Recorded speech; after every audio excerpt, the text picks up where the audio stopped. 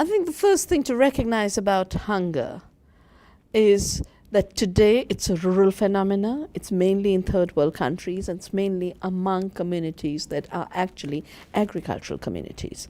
So why are people who are growing food going hungry themselves? They're going hungry because everything they have grown has to be sold in order to pay for the costly seeds and the costly chemicals. So a high cost, chemical intensive agriculture is a recipe for hunger. Secondly, the models of agriculture that chemical farming has promoted are monocultures. Monocultures are nutritionally impoverished.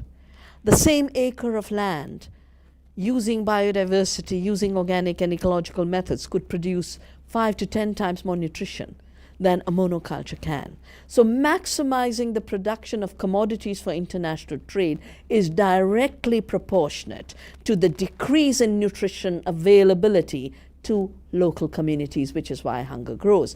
If the world has to be fed, it has to be fed by growing food locally, to be used locally as the biggest proportion of the food basket. Some elements will be traded internationally, but what is traded internationally should not be staple foods.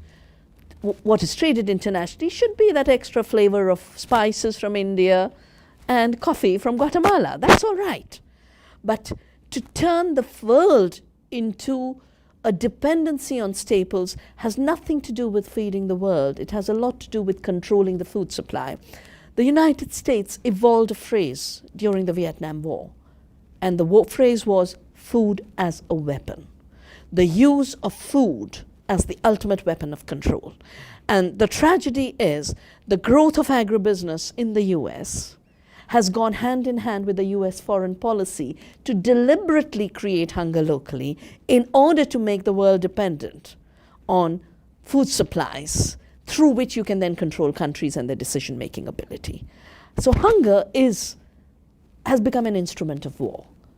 And food responding to that artificially created hunger is an instrument of war.